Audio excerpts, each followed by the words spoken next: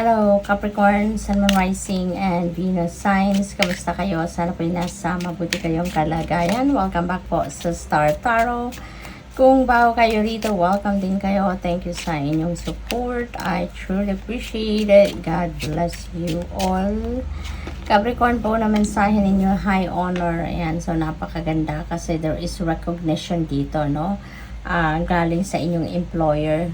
Kung kayo nagtatrabaho, no, maaring you did a good job, you did a great job sa task ninyo, kaya maaring mabigyan kayo dito ng promotion, pay raise, mabigyan kayo ng scholarship, bonus, no, financial reward. What else? We have 28, expectation. Ayan, so siguro, no, yun talagang expected ninyong mangyari. Kaya maaari ngayon nagre-reevaluate kayo, no, kung ano na yung kung ano mga ginawa ninyo para makuha ninyo yung ma-meet ninyo yung expectations ninyo. So siguro yan ang pinagmumuni-munihan ng iba sa inyo.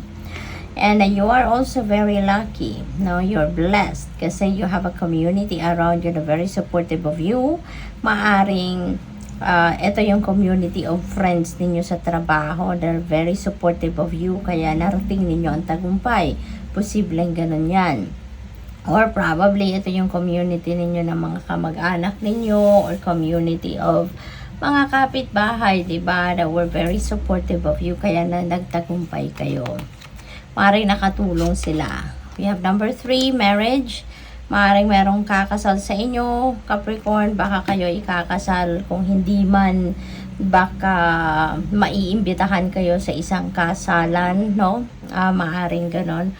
Or probably, siguro events planner din kayo at kayo ay punong abala sa ngayon sa isang kasalan.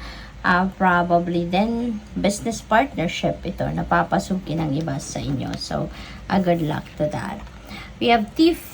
Ayan, so warning ito sa inyo, ano, Capricorn. Mag-iingat kayo sa ngayon kasi maaring merong mga low vibration people around you.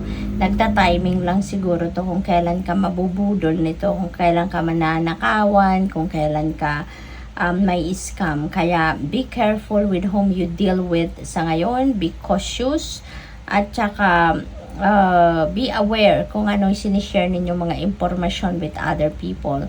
Huwag kayong masyadong magtitiwala, no, sa mga tao sa ngayon because you never know kung sino yung mapagkakatiwalaan at hindi at this time.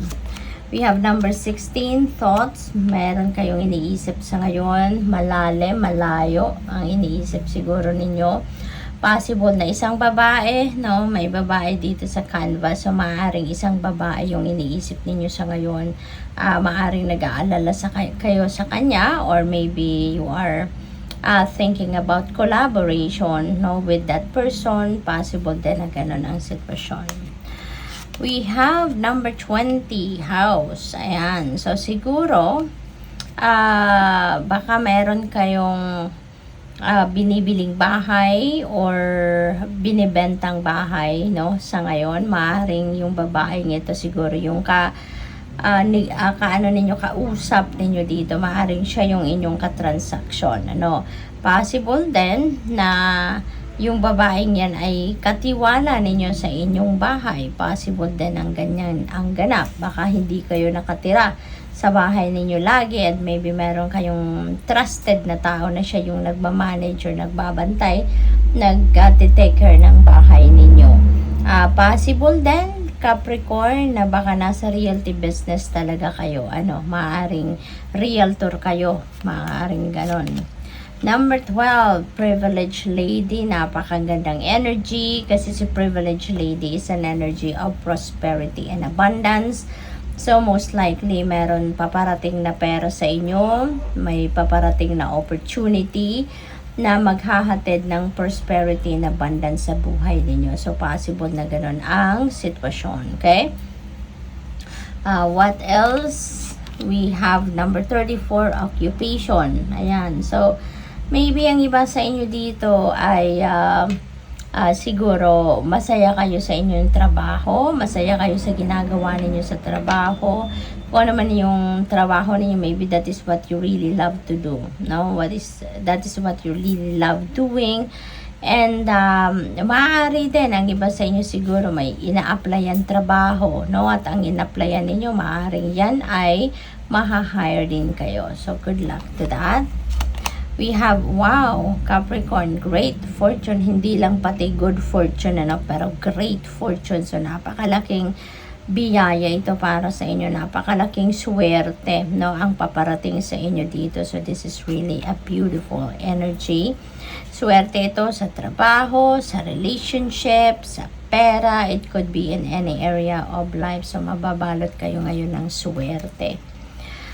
We have number 33. This is a synchronicity dito. Meron tayong master number 33. So, I suggest you please look up for the meaning of master number 33 for more guidance, at saka angel number 333. Yan, so magkakadugtong sila. So, tatlong 3 consecutive number 3s. So, please look that up as well for more guidance. Maaari din na meron kayong wino-worry ngayon, Capricorn. You have a concern ngayon na parang, pinoproblema ninyo siguro pagdating sa usaping bahay, usaping pera, baka managing of your money, yung iniisip ninyo, or baka yung pagpapakasal ninyo, or baka yung inaasikaso ninyong kasal or business partnership. Maaaring you have some concerns about that. Okay? So, good luck. Thank you for watching. Love and light. Namaste.